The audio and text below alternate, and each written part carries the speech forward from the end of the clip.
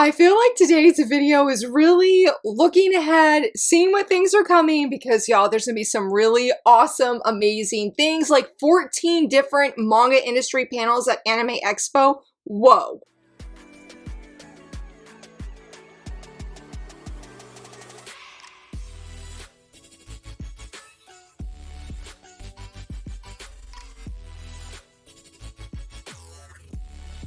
Hello friends, happy Monday. So very excited that you're here, so very excited to be here as well. I feel like we have a lot of anime stuff to talk about today, and that feels really weird because I really like focusing mainly on manga because mainly I read manga and I'm just so behind on anime every single time. I think I've just finally, deep down in my heart, I have accepted that I will always be behind. But yes, I'm very excited to talk about several different things, including, to kick us off as we always do, we had a new chapter of Magical Girl Day Online. I actually read it before filming this video because the motivation was just not motivating this week. We got chapter 24.2. This was a much smaller chapter. It's sort of definitely wrapping up what happened in the previous chapter because it had like a bonus mini comic, and honestly that was my favorite part because hello, we got a blushy shade. Never ever imagined that we would get that kind of panel ever, but he was so cute. I loved it. Really liked how the interaction he had with that character. But if we rewind, talking about the beginning of chapter 24.2, whew, I felt so bad for our Magical Girl because you can really tell that things that are happening with, I think her name is Ibarra, I think it's how you say her name, hopefully I'm not missing any letters. You can tell it's really weighing on her of what she has been going through, and that our Magical Girl wants to help save her, help to make a difference, and she had to go do the things. I mean, they're good things, they're things that ultimately are going to save her, but it's like, oh, leaving her in that moment, I can totally understand why it was so hard. I'm not really sure when we're getting the next chapter. I was very thankful it didn't end on like this massive cliffhanger. It felt very hopeful that things are going to change, things are about to go down, and I am very much ready to see it. I just hope that other people are going to be okay in the process of everything else going down. We did get one new manga license. It's not a shoujo. I don't think it actually has a demographic when I was looking into it. It seems to be a standalone, and it's called Chuck and the Girl. It's going to be published by Scholastic Graphics. I tried finding an official tweet. This is coming from somebody else, the CEO of Manga Mavericks. This manga is going to be releasing in May of 2027. It's going to be fully colored. Y'all, I missed that 3 times. Somebody's like, oh, it's fully colored. I'm like, where are you seeing this? I've read it 3 times and I'm missing it. And obviously I did not read to the end of the tweet. So it is going to be fully colored, even though if you were to go and check it out, you will see that it's all black and white. I'm very curious of how that's going to look like. I thought the black and white panels that I found, I'll leave a few here, were really good. Seems to be about this young woman. She lived in, I think it was like Los Angeles, and it was in California with her mother. They move all the way to Japan. And I think it was like, you would think that maybe she would feel nervous or concerned or just unprepared for this move, but she's really excited. She knows there's going to be new adventures, and apparently her grandmother is a painter and a teacher. And when I was checking out the preview that I found, she seems to start learning music. And I thought the grandma looked amazing. I was like, well, girl, I can see why you're having a great time if your grandma looks that cool.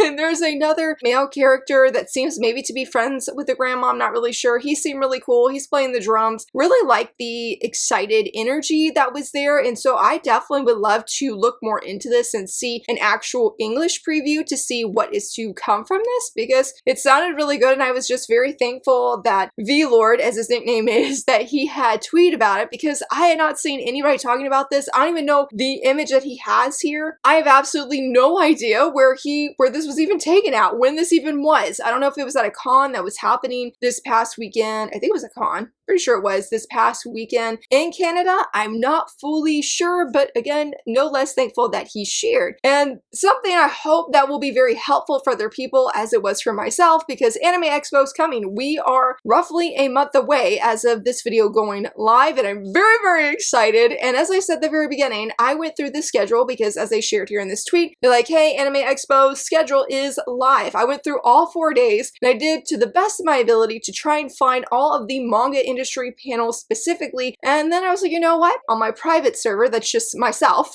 and I create events, and there were 14. I'm like, well, if there's 14 different events across 4 days, how helpful would it be if I just made a graphic for myself, honestly, so I could show my family, like, hey, these are the times I'm going to be online. I'm going to be glued to my computer, but also just for other people who are very curious and want to, if they're a nerd like me, plan their weekend so they could be around to see what's happening online. Then I also made this graphic that that is detailing everything. Again, to the best of my ability, hopefully I have not missed anything. All of the major publishers are going to have an industry panel. Now Viz is having an anime industry panel. Usually if they do have any manga licenses, I think like last year was like Ninja Turtles and Spider-Man, or maybe I'm thinking that was at a different Comic-Con, but years past they have not had any licenses. But we'll just mention here, I know we're supposed to be talking about the graphic, but we should see actual manga licenses from Viz this month sometime. They do it every June, I believe, so stay tuned for that. We can talk about that. But on July 2nd, we're gonna have Square Enix, Manga Mavericks, Blue Petal, Kodansha, and Inkpop. And I really hope that this year that we see things about Inkpop. I will be so upset because last year they licensed I Shall Master This Family, and there wasn't anybody talking about this. I feel like nobody knew about this. I found out several months later, and apparently Inkpop is only active on Instagram. That's the only place you could find any updates about them. And I was like, okay, this year, even though the panel is supposed to be at 9:15 Eastern,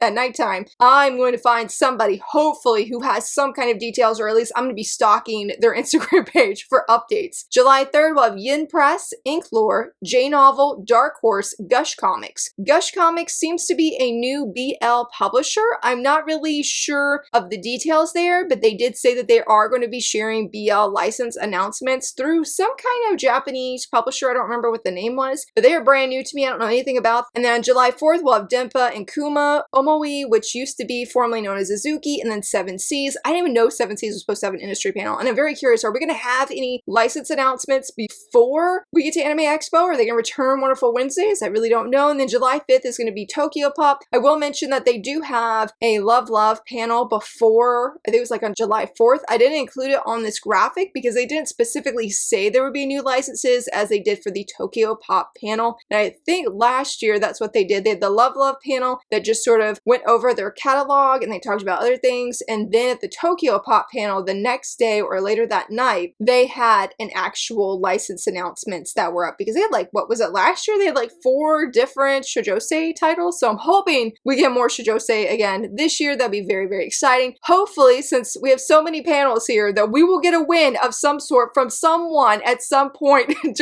from July 2nd to July 5th. Though based off how the schedule is, I probably will not cover anything from July 4th and July 5th because I don't know if I want to wait till Sunday morning to film my manga news video, but hopefully it will be packed with everything. I will say for me personally, I feel I have the highest expectations for Kodansha because last year we had a whole manga news video dedicated to their licenses. I would love to see that again. I don't know if realistically that would happen again, but that would be really exciting. I do think I have some high expectations for Square Enix because I feel like even though they give us a very, just in general, not just Shoujosei, I feel in general they give us very few licenses, but they're usually very good licenses. Dark Horse, I wonder if they're going to have another Shoujosei this year. I don't know when they did the Credits Roll Into the Sea. I'm not really sure when they did that. Inklore, I really hope either Inklore, Yen Press / Eyes Press, please give us this manhwa right here. Why do we not have this in English yet? I do not understand. Like, y'all, I am expecting, I am desiring, I am wanting a publisher to deliver this year when it comes to this manhwa license. Please, please, let me say it one more time, please. So hopefully one of them will. J-Novel, I am hoping they will have physical paperbacks. Omoi, I would love to see Natsumi and Natsumi get a physical print. I think that'd be very exciting. We do have the girl with the Sanpaku Eyes, the same creator. We do have her work, granted that is by Denpa. Denpa, I really just don't know. Well, they will give us 7 Seas. I would love for them to be back on the radar. I really do miss Wonderful Wednesdays and them being very wonderful in the sense we're getting Shoujosei licenses. It's been very odd to work on the release calendars each month and see how it's sort of dwindled just a little bit because it used to be I have to make 2 tweets for all the steamship and all the Shoujosei titles and a little bit of manhwa, but not quite as much in recent months, I have noticed. So hopefully they're like, hey, we're still here. This is what we got.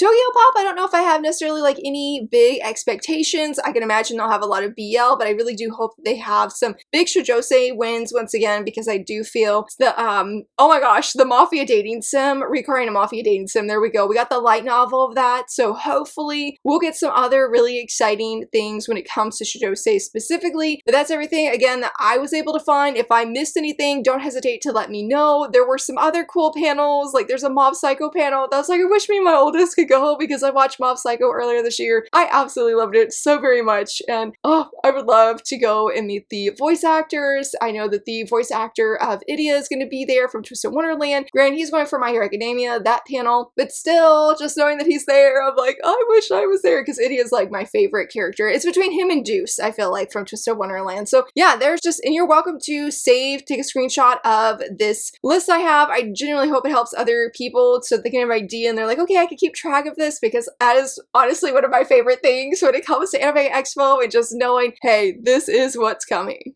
Speaking of 7 Seas, earlier I completely missed that they have their June 2026 reader survey. I haven't even looked at it. In fact, I didn't even know that it was up until a friend shared it in Discord. I'm like, oh, it's that time, isn't it? It's that time. So I don't even know what questions they're asking. I haven't put in a request for any different titles I would love to see picked up and licensed in English, but if you would like to go put your request in, definitely go check out the form that they have and let them know what you're excited for and looking forward to releasing. And y'all, there is a friend that I follow on Twitter, and I happened to come across this tweet in passing. I don't think I have shared it just yet. If I did, I do apologize. Since I had it bookmarked, I don't think I've shared it anywhere else. But the creator of Mr. Villain's Day Off, which I absolutely love, it's an amazing series, you should try it out, especially if you love pandas. The creator mentioned that Mr. Villain's Day Off is going to be going on an irregular schedule because they're going to be continuing going back to other series they were working on that they put on pause for Mr. Villain's Day Off. And I bring that up because if you have read Lucille Has a Dream Volume 1, which is published in English by Yen Press and is a massive cliffhanger, then you might be very excited for this news, because hopefully that means we're going to be getting more chapters, and therefore eventually we will get a physical release. Now, I'm not really sure what other series that this creator has been working on that she put on pause, but I do know that is one that's not complete and has just been on hiatus for however long. I'm a little sad, but also excited because, again, just that cliffhanger at the end of Lucille Has a Dream was just so intense, and I felt like that's when I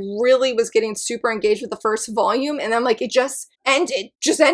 So yes, so please look forward to that. Also, Mars, the anniversary edition, it is releasing this month. I think either this upcoming Tuesday or maybe it's the following Tuesday, because Kinokuniya, they are doing an exclusive Shikishi, and look at Shikishi that they are doing. I love this art of Mars so much. It's one of my favorite, honestly, I'm just saying in general, that when I think of, okay, I see this art and it makes me very happy, it would be this image right here, this illustration of our leads. I love how they look. If I shopped at Kino, hands down, I would definitely order it because I think it's very beautiful, it's lovely, and I'm just like, I have to share it. Not only that, did anybody else see the tweet from, I think it's again at the con that's happening or was happening in Canada, of the early look of Mars?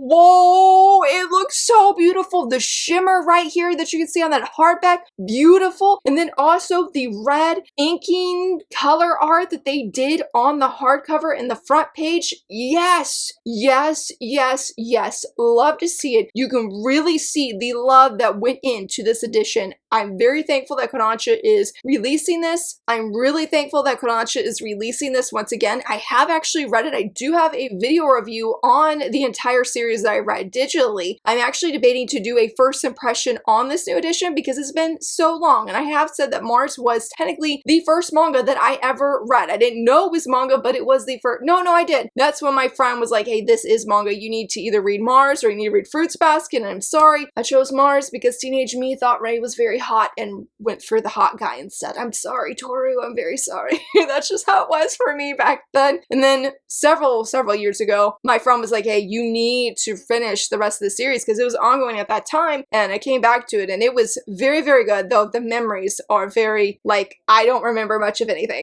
I mean, I remember like certain parts, but as a whole, I feel like I'd be almost going in blind. So if you'd be interested in a first impression of the new edition, let me know down below. Now let's dive into some anime news. We had 2 different anime adaptation announcements. Yes, we had 2 of them. One's a josei and the other one's a shoujo. I think this is a josei anyway. It's by the same creator as Water Kingdom and Gold Kingdom, which we do have physically in English complete at 1 volume, and that is 7 Knights of the Maranier Kingdom. From what I gather, this is about 7 different brothers and their lives as knights. I'm not very sure if it's a slice of life. When I looked online, it was saying historical and fantasy. Apparently, a lot of people have, or or are familiar with this series, and there was a lot of excitement for it. I enjoyed Gold Kingdom and Water Kingdom overall. It wasn't my favorite. I did love the art style a lot though, and so seeing the art that's been going around from the main series does have me very curious about this anime. I really very much hope that we will get the manga in English, and it looks like it's coming out this October, so we should be seeing this by the end of this year. Though this other anime that also got announced, I'm pretty sure is coming out in 2027, and that is a manga called Gifted. We do not have this one in English, and if you are a fan, I think, of mystery manga, you might really enjoy this one. It's ongoing in the magazine Nakayoshi, and it seems to be about a police officer who somehow gets roped up, or a high schooler who gets roped up in this life of this police officer. They somehow meet when it comes to this case, and I guess the high schooler really helps in this case, and they're like, okay, thanks for the help kind of thing, and then they go their separate ways. But then something happens at that high schooler's high school, and they get involved once again. It sounds very interesting. I have no idea if there's any romance or anything, but I'm like, getting a mystery anime seems very different for what we typically get, I feel like, in the shoujosei, I was gonna say genre, but I feel like what we get for shoujosei anime, so I will be very curious to hear more about this. I made sure to follow both of these accounts on Twitter. I do not know if they're on Instagram or other platforms, but I am very interested to hear more and see more about both of these because they just sound different than a lot of the high school romances we have been getting. We also got 2 new PVs and 2 new key visuals. For one of them I'm very excited for, and that's Heroine Saint No, I'm an all works made, and I'm proud of it. This key visual is absolutely wonderful. I love how Melody looks. I really also enjoyed the PV that we got. Melody, you can just tell, is having a blast being a maid, and that honestly, that is how she is in this manga. I do have a first impression of volume 1. That was her dream when she was in Japan before she's more or less reincarnated isekai'd into this world. Like, she was going through all the steps to become an official maid, and now in this world, how I think her standing is basically like one of the best jobs you could get as a maid, and she is overjoyed by this. And so she becomes, when it says all works maid, she's the only maid working for this one girl, and they become best friends. The magical OP-ness that Melody has is so much fun. There's a great narrator, I'm pretty sure. Definitely a fun manga to check out, and a fun, what seems to be, or just as fun, a fun anime. If you want something that doesn't have a focus on romance, has a little bit of OP-ness, but it's like the main character is naive to the OP-ness that they actually have, and want something just a little bit different because she's a maid, then yes, I would definitely recommend it. I'm eager to see how this is going to unfold on screen, and truly hoping it's going to be just as fun as the manga was. And this one I'm also really interested in as well, and that's The Duke's Son Claims He Won't Love Me Yet Showers Me with Adoration. We do have the manga available in English, and honestly, just the key visual here looks so cute. The manga looked just as cute as well, honestly. And I don't think it's going to be a super cute fluffy read, but I'm hoping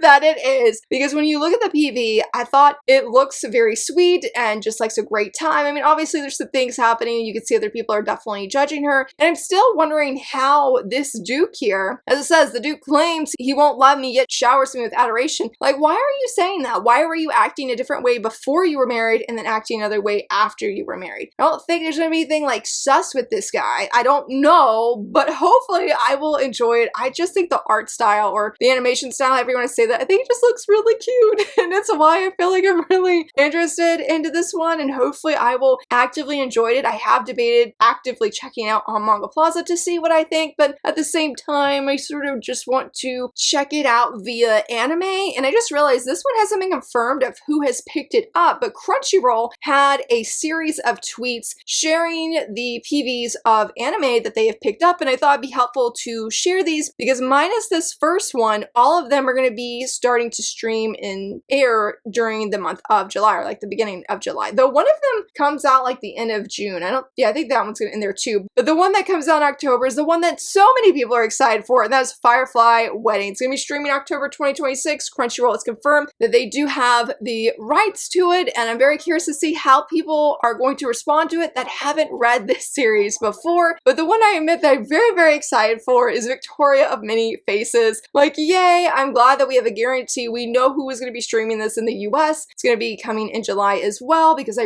really love the manga. I did a video review just a few months ago and had nothing but glowing things to say about it. The next one that they also announced is The Oblivious Saint Can't Contain Her Power. We do have this series digitally, the manga and the light novel available from J Novel Club. I am very curious if they're going to be printing this one because I do really want to try it. It seems like it's gonna start off sort of like dark. Her family doesn't seem to really like her when I looked into it, but you can tell that the male lead is gonna be absolutely smitten with this young woman and that her life is completely gonna change for the better. She's gonna get the love that she rightfully deserves. Now, this last tentacle Shoujosei, I'm very surprised we do not have an actual full PV for that, and that's The Ogre's Bride. Also coming out in July, and if you look at the PV that they have, it's still showing panels from the actual manga rather than actual legit animation of the anime. I'm not really sure what that means, and I'm a little bit nervous. I know we have this manga available on Manga Plaza, and I think it's by the same creator as Bride of the Barrier Master, I believe, which we also have the manga and the light novel available in English by Yen Press. And there was one other one. I don't think I've talked about it all on this channel, unfortunately, and I should have, and that is Goodbye Lara. It is a mermaid princess kind of story, and the animation just looks absolutely amazing. I love the art style that they have, and just really, really curious about this. I've seen a lot of excitement for it, and I was very, very stoked to see that CrunchyRoll is getting it, because I thought originally it was going to be premiering like in the movie theater. I'm like, well, I don't really know if I could go or not, but then I'm like, if it's on CrunchyRoll, I'm like, hello, I can definitely be there. And I guess this is a great way to lead into the cover reveals, because Kaiju number 8, they revealed the final volume cover, volume 16, and I'm just like, oh my goodness, I will be there for the end. I have heard a little bit of mixed things, but I don't know anything.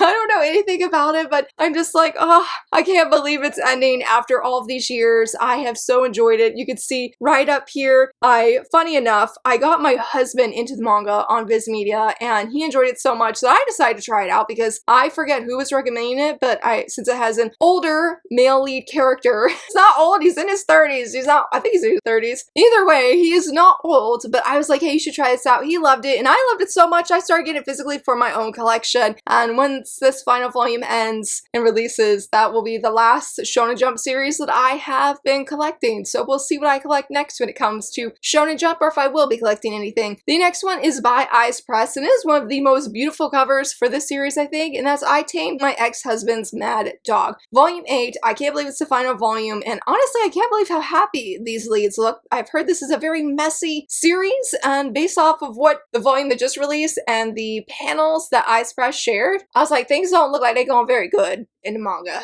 or in the manhwa, excuse me. So I'm like, how did we get here? But I love the cover. I love that subtle, like a peachish orange, like a light orange. It looks more like a peach color, but I think it's a very beautiful, and I really do love how happy that male lead looks. He looks overjoyed, and I truly hope it has a strong and wonderful ending. And then last but not least, from Inkpop, we do have I Shall Master This Family Volume 1, and I love the cover. I love the cover. I love the font specifically that they chose. This is going to be available physically in paperback and hardback. I pre-ordered the soft cover edition, I guess you would say, and it'll be available digitally. This is one of the very few series I'm giving myself permission to go in blind. It's a series I've always wanted to try. I do know it is available digitally, either on TappyToon or Tapas, but I told myself, no, I'm trusting the people who have recommended this to me, because there have been at least 3 different people. I trust their recommendations, and so I'm thinking I'm gonna like it, and I'm just very, very excited. I truly hope that I absolutely love it. I've